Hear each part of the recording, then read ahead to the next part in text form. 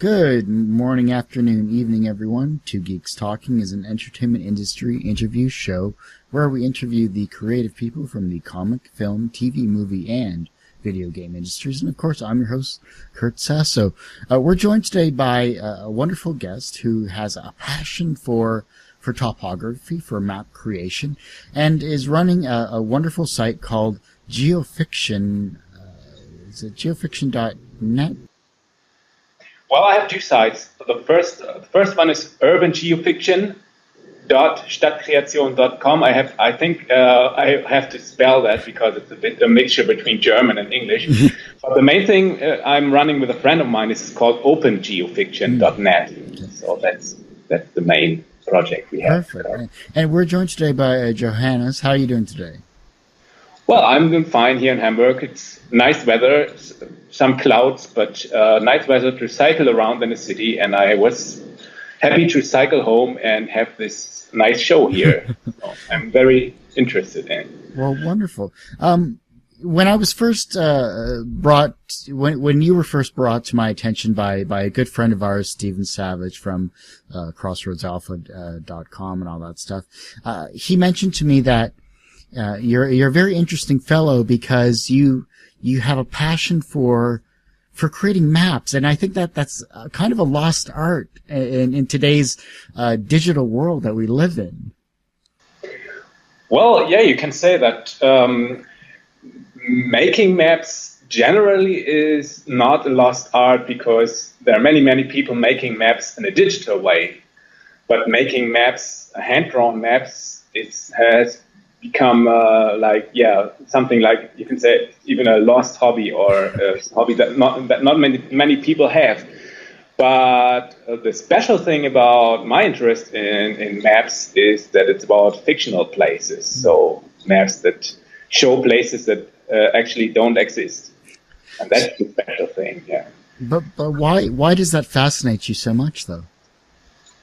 Well, it's a bit that's maybe not so easy to explain, but there are many people I know that who are really interested in maps, and not only for the information maps provide, but also for aesthetic issues. Like a map normally looks very nice when it's made in a good way, and I also heard this from other people that when you look at a map,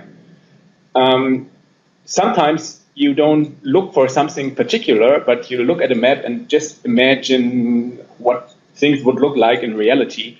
And quite early when I was a kid, I discovered that when you have this passion, it's actually not so important if the map if the place that is depicted on the map exists in reality or not. So this is how I came to fictional places, because I thought, why not making really nice maps that look like maps that show real places, but putting some fantasy and fiction into it. So this is how I came into that business, you can say. That's kind of interesting because I talk to a lot of creative people when it comes to building worlds, and they always focus on the characters and the lands that they live in, but you're taking it that extra step, bringing forth world building, but on a city scale. I think that's rather interesting. Yeah, I mean, we have that on a city scale, but with our new project, opengeofiction.net, we also have it on a global scale. So I don't know if you're into this OpenStreetMap project. Mm-hmm. If you know it, it's like an open world map. Everybody can participate in drawing it. So what a friend of mine did was making a copy of the software, putting it onto a new server, erasing all the data that existed in the database, all the geographical data, and we started from scratch. Wow. Drawing a new world. And yeah, that's true that from that point of view, it's really special what we're doing. I mean, it's different from what other world builders of fantasy world builders do, because, as you said, they focus on the characters, they focus on the histories behind it, and you can say that the ones who are more interested, the ones that are more interested in actually the maps and the depicting the places, is in a certain point of view, it's actually a different group of people. And we are more the map makers, and there are other world builders who focus more on the history, the textual depiction, or the description of what is happening, the history of their country, the culture, politics, maybe. Yeah. What I find interesting is you take these maps and you can zoom in you're very detailed. You can go down to street level. You can go just as if you were doing a Google Maps type thing. It's that amount of detail that you put into, or rather I should say the people that are participating in this put into a lot of detail, which is wonderful to see. Have you thought of checking it from a 2D plane and make it into kind of like a 3D, or maybe a pseudo street view, like what you can do on, say, the Google Maps? I think that would add another level to your GeoFiction creations there. That's true. We recently participated in an important conference in southern Germany called the State of the Map Europe. So the State of the Map is the main OpenStreetMap conference, and we presented our project there. And actually, what Thilo, my friend, said in the end is that he actually wants to do exactly what you just said. He wants to add terrain information, so that you have the 3D terrain. He's the one that's more interested in topographical maps of landscapes, and I'm the one who's more interested in actually the city part of it, the urban part of it. So I would be more interested in having the possibility of making 3D buildings and something like that. But he,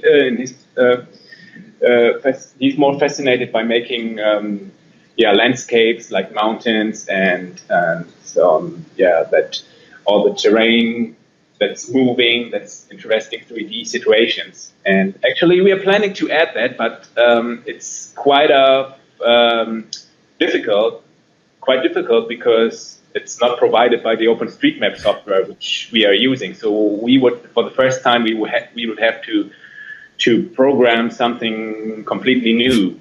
That's quite, I mean, it can become quite time-consuming, this hobby. I mean, as you said, when you zoom in, you can see more and more details. Of course, not everyone who's participating has already reached this level of detail in his cities. I mean, in OpenStreetMap or in our fictional world, some people start with a really, really small scale, making like only the road network and some rivers in their country. And others start from the other direction. They take a small part of an important city in their country, and even right in the beginning start to draw the buildings. And I mean, there are the people who start from the top, and the people who start from the bottom in terms of scale. And I think I'm in the middle. I sometimes like to really draw the buildings, start in the really, really detailed level, and in other cases really start from the top and only do some terrain information, some major roads and something like that. Interesting. Have you ever thought of building like the do you build the transportation systems as well too, like the if you have subways, if you have bus stops or anything like that, or do you focus mainly on how the city connects to everything around it? Well, actually, I'm not only fascinated by fictional maps, but also by public transport. So I know that there are many people who have this hobby who are actually combining these two things of making public transit networks and also fictional cities. And it's really great to make a fictional city and later make a metro or subway and light rail and bus map for that city. I did that quite often, and I think it's for me, it's really important. I know there are many other people who like it. I also saw some people who only do the roads, so obviously don't have a special interest in adding like railways and subways and light rail and buses and so on, or streetcars. But yeah, I think for me it's really, really, really important when I finish a city, or even before I finish it, having the possibility to make a really nice and real-looking metro or subway map of the city. What would be the perfect, if you could create, or you're kind of already doing this, but in your mind, what does the perfect city hold for you? That's a difficult question, because a difficult city for me has one important thing: it doesn't have cars. And but actually, that's not what I'm trying to do with, or many people are not trying to do with this GeoFiction thing, making the perfect city. For me, the perfect city in terms of GeoFiction, as I understand it, is making a city that's perfectly unperfect. I mean, creating a city that's not like utopia or something like that. It could really exist, and it has as many good things and as many faults and weaknesses as any existing city has. So for me, it's the perfect imaginary city. For me, is when people look at the map, especially as I do European-style cities in most cases, when people look at the map of those cities and say, "Ooh, I've seen that city. Where is it? I don't remember the name of it, but yeah, I'm close to it. I will find the name of the city." So people start reflecting what city it is. It really has some elements of other cities, but of course, I never copy from any other city. So it's really interesting to see people looking at the, so to say, perfectly unperfect city. I'm going to take a stab at the dark at this, but did you ever play the video game SimCity when you were growing up? Because I think you would be perfect at that. Yeah, I really liked it. I think I did that in the mid-90s, or no, a bit later maybe. I was really fascinated by it in the beginning, but later it got too restricted for me. At that time, it was not possible yet to draw like streets in like with curves and so on. Yeah. I only had this rectangular grid, and so that is really perfect for making Northern American cities, maybe especially the ones in the Midwest or something that are on the plain, and where it was really easy to have this grid style. And yeah, for me it got a bit boring after a while, so I'm not doing this anymore. I'm really more into this also participating in OpenStreetMap, which is actually continue to draw the real map. I also like to participate in this project, but the main thing I do with GeoFiction or with fictional cities now is really this open GeoFiction and urban GeoFiction projects. When you're not doing this particular project, what do you do for a living? You mean beside the projects I'm doing with urban geofiction and so on? Well, normally I'm in real life or in professional life, I'm an urban planner. And it's quite funny, because you might think that many people who have this hobby actually do something like that in their professional life, but it's not the truth, actually. The Thilo, the friend of mine who's making the Open GeoFiction project with me, actually is a software engineer. So it's a good thing to have some software knowledge for making Open GeoFiction, but he's actually not coming from the urban planning side of it. So that's what I'm actually doing, but quite early. I think in the beginning of the last decade, I got into website programming. And so what I do mostly in professional life is making websites for urban planning projects, and especially making websites for public participation. So presenting projects on the internet and asking the people for their opinion. So say to vote the projects up or down, or to put their own ideas for their city, to develop their own projects for their city, and so on. That's what I'm doing. Good stuff there. Trying to think what else here. When it comes down to it, where do you see this project going? Do you want to have GeoFiction to be that entire worldscape? Do you want it to? Is that the end goal of everything that you're trying to accomplish, or are you just focused more on the short term of let's make one city at a time and see where it goes?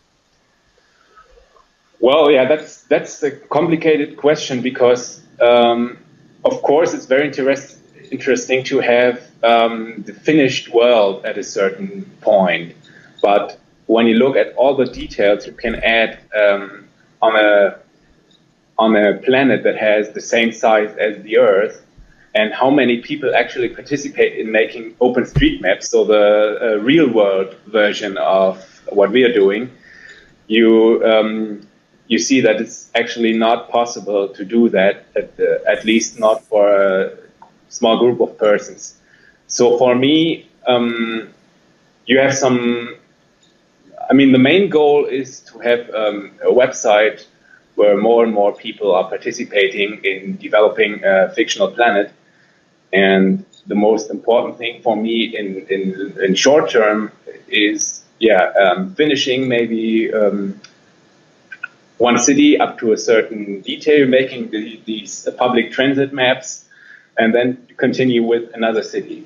This is what I have in my mind, but when it comes to really drawing, I always have the wish to continue with another city even before the one that I was drawing before is finished. So this goal of finishing one city and then going to the next one is really, really hard to accomplish because, it's really time consuming to make one city, and always before I finish the first city, I have the wish to continue with a new city. And so the question is it's not easy to answer that question because I think the most important thing is creating a community and a place where people who have this special interest have the possibility to do what their passion is, to make this fictional planet. How's the communication? How's the community helped this particular project? Is there a lot of people that are coming to Open GeoFiction that are putting in as much time as you are into this, or do you get the occasional person here or there that puts in whatever they can? Yeah, so it's really generally it's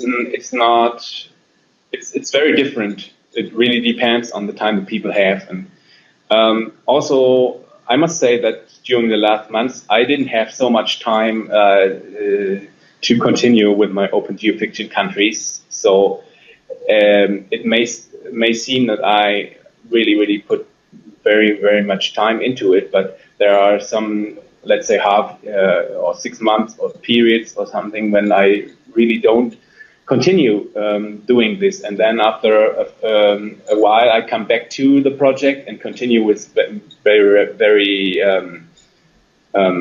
detailed things and put many working hours into it. And I think this is actually what the most people are doing. Sometimes they have a bit more time to put into it, to have a few hours per day continue to draw these maps.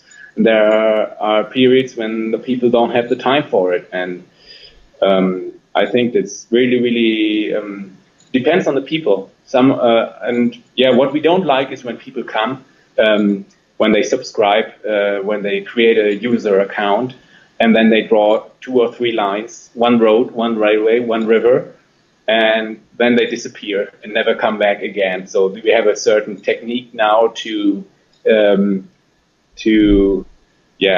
ask the people in a friendly way if they want to continue after a while, and if they don't want to continue, we ask them to free their territory again, that other people can use it. So and then the group of people who is really, really active and really puts so much work into it is, I would say it's only like 30 or 40 people maybe. So there are, unfortunately, there are very many people who don't have so much time.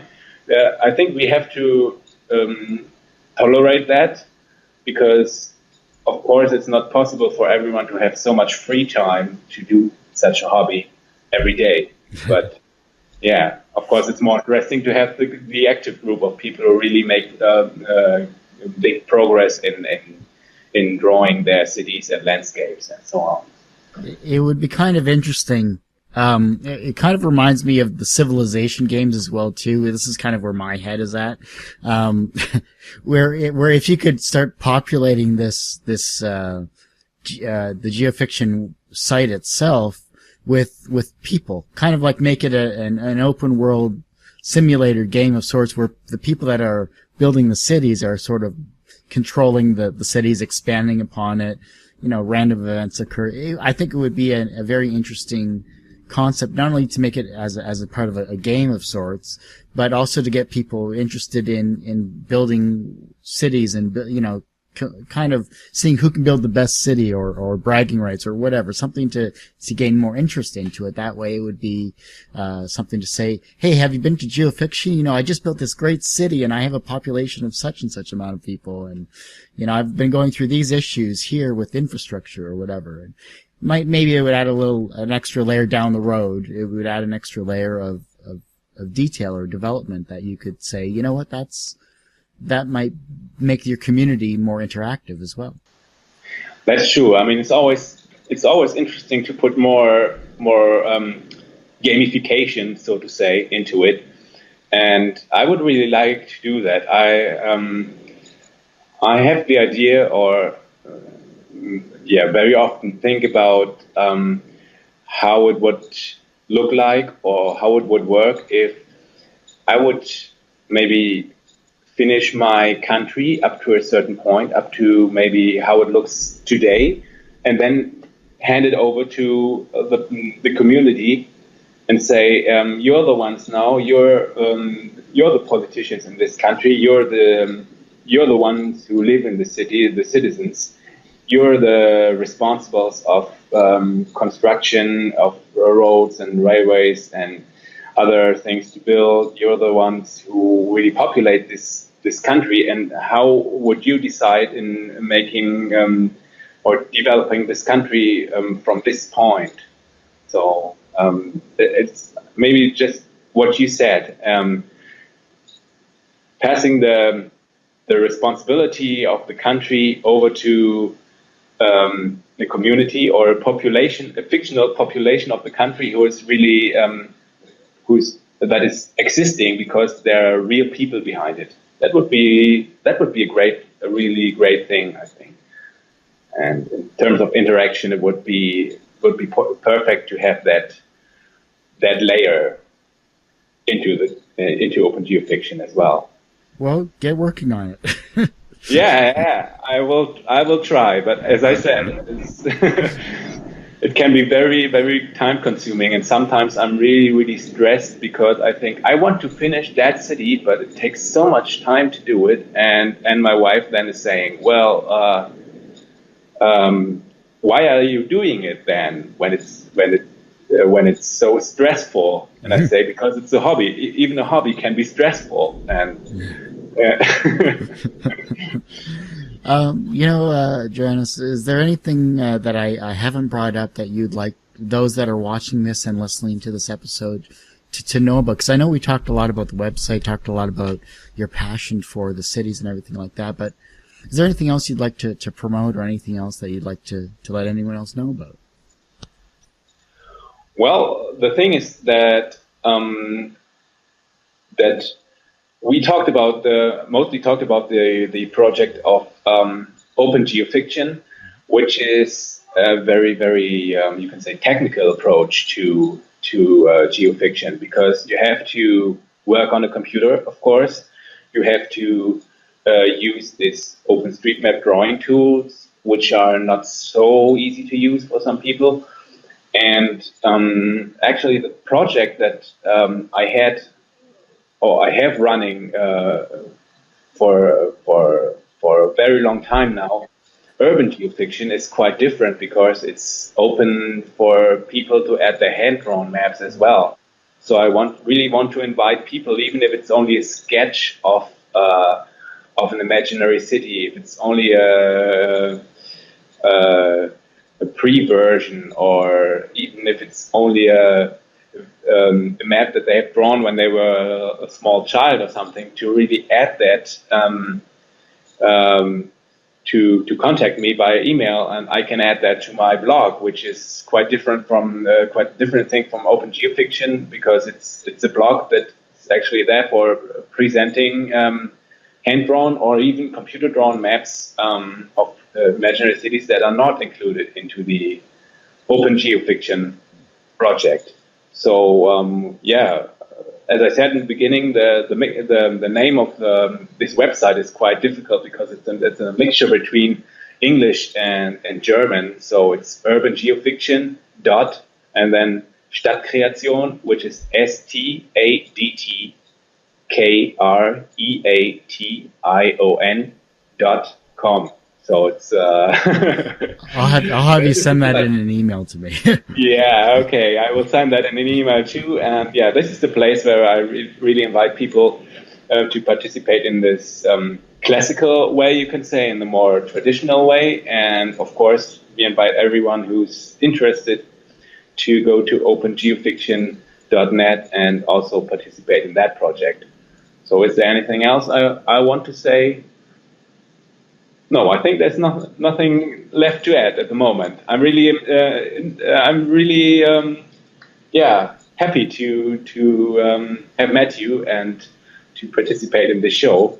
I really appreciate it. It's interesting. It's as I said in the pre-show. It's something that you look at, you don't consider until you're actually in a creative field of some kind. No matter if you're on a movie set, if you're dealing with comics, if you're dealing in the whatever industry that you're in, looking at a city, looking at it from the perspective that you brought to this show, as well as to what you're doing with the urban geofiction, as well as the geofiction sites themselves specifically, just really adds that extra level of something for us to think about, and I think it's rather interesting and entertaining as well too. So I hope you do well with this. I can see this community growing very, very soon, and once you add that gamification, you're gonna take off. It's gonna be crazy. You won't have any time to do anything else. So yeah, I'm sure that it will be like that. So we try to continue working on that,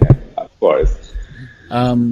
Well, I hate to say it, but that ends this particular episode of Two Geeks Talking with Johannes from, of course, Hamburg, Germany, with the geofiction.com website, which we'll put all the information in the show notes as well, too. You can always see this interview as well as many others on our website, which is tgtmedia.com. Of course, you can also get to it by Two Geeks Talking. That's the word two, not the number two. You can also go to our YouTube page, which is youtube.com/tgtmedia. Our Patreon page helps support us for only $1 a month, with over 700 interviews on this particular show. This site, I should say. And, every little bit helps. You get great content like Johannes here, as well as others that have been interviewed in the past. And tune in next interview with another great and talented and creative person on Two Geeks Talking. And I'm your host, Kurt Sasso. Thanks, everyone, for watching.